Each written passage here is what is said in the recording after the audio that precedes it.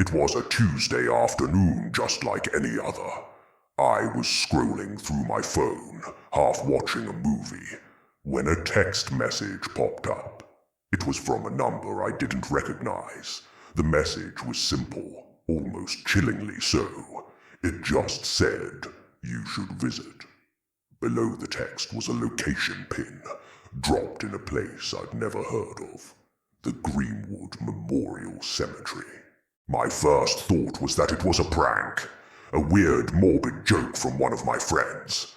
I almost deleted it, but something stopped me. Curiosity, I guess. Or maybe just boredom.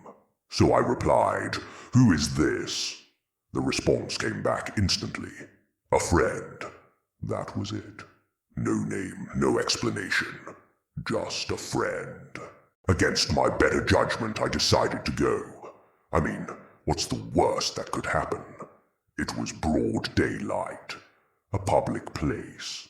I drove over, feeling a strange mix of nervousness and excitement. The cemetery was old, with towering oak trees and tombstones weathered by time. I pulled up the location pin on my phone and started walking, weaving through rows of graves. As I got closer to the coordinates, my heart started pounding. It felt like I was in a horror movie. The part where the main character makes a decision that everyone in the audience knows is a terrible idea. The pin led me to a quieter, more secluded section of the cemetery under the shade of a massive willow tree. And that's when I saw it. My stomach dropped.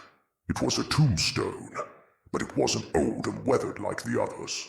It was new, polished black granite, gleaming in the afternoon sun. I stepped closer, my legs feeling like lead. The name engraved on it was mine, my full name. My date of birth was correct, but there was also a date of death, a date that was exactly 1 week from today. I felt dizzy, like the world was tilting on its axis, and then I saw the photo. Etched into the stone, right below my name, was a picture. It was a recent one, a selfie I posted online just a few weeks ago, smiling at a friend's birthday party. It was unmistakably me. My mind raced. This had to be an elaborate, sick prank. Who would do this? Who would spend this much money and effort just to scare me? I looked around, half expecting someone to jump out from behind a tree, laughing, but there was no one. The cemetery was silent, except for the rustling of leaves in the wind. I took out my phone to call the police, but then I hesitated. What would I even say? "Hi, I'm at a cemetery and I found my own grave from the future." They'd think I was crazy. So I did the only other thing I could think of. I took a picture of the tombstone. I needed proof.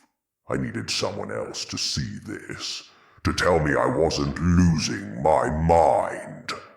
For the next few days, I was a wreck. I couldn't eat. I couldn't sleep. Every time I closed my eyes, I saw that tombstone. I showed the picture to my closest friends.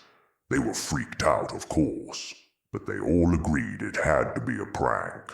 "Someone is messing with you," they said. "Just ignore it." But I couldn't. The date of death loomed over me. As the days ticked by, I became more and more paranoid. I started noticing strange things. A car that seemed to be following me.